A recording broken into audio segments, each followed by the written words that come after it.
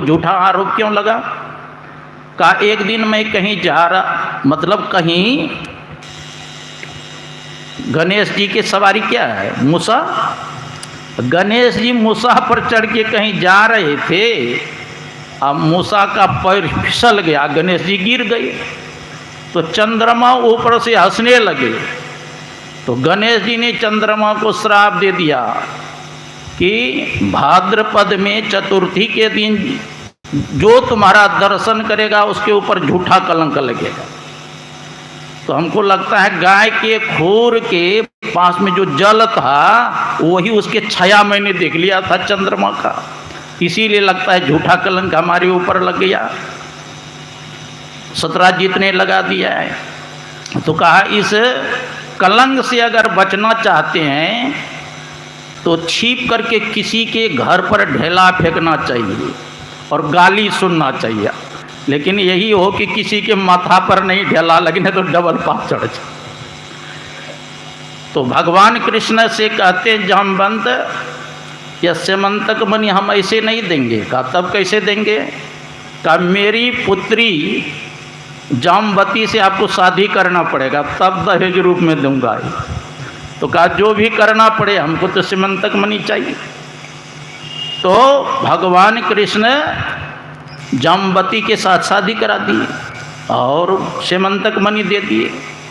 और जितने जदुवंशी थे सबको बुलाया। कहा देखिए सतराजीत ने हमारे ऊपर झूठा कलंक लगा दिया था। इस प्रसेनजीत इसका भाई को सिंह ने मारा और सिंह को जामवंत ने मारा, उससे यह सेमंतक मणि प्राप्त हुआ है। जामवंत के पुत्री जामवती है, पूछ लो इससे। अब सतराजीत भयभीत हो गया कि मैंने झूठा कलंक लगा दिया भगवान कृष्ण को, तो इस पाप से कैसे हमारा छुटकारा हो? तो क्या किए सतराजीत अपनी पुत्री जो धड़ से अलग कर दिया। अब सत्यभामा बहुत जार बेजार रोने लगी। और उस समय भगवान कृष्ण इंद्रप्रस्थ गए थे पांडव के पास। सत्यभामा ने अपने पिता के शरीर को तेल में रखा और बड़े दुख से अपने पिता की हत्या के संबंध में सत्यभामा ने भगवान कृष्ण से कहा। भगवान कृष्ण सुन करके बड़ा दुख हुआ और सुधनमा को कहते राम भक्ति रूपी चिंतामणि जिनके हृदय में वास करती है वो रात दिन प्रकाश होता है। वहाँ न मोमबत्ती की आवश्यकता है, दिया की आवश्यकता है, न बत्ती की आवश्यकता है, न घी की आवश्यकता है। इसीलिए संत कबीर साहब कहते अपने घट दिया ना बारू रे, नाम का तेल सूरत की बाती ब्रह्म अग्नि उद्गारू।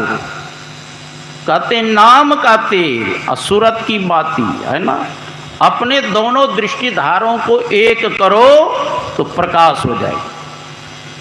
श्री गुरु पद नक मन गण ज्योति सुमरत दिव्य दृष्टि होती। कहते गुरु महाराज के चरण नख में मनियों की ज्योति है जिनका स्मरण करने मात्र से हृदय में दिव्य दृष्टि हो जाती है। दलन मोहतम सोसु प्रकाशु अब बड़े भागु रावे जासु। ये प्रकाश सबके अंदर होता है। जो बड़ भागी है, गुरु के चरणों के अनुरागी है, उसी को वह प्रकाश होता है।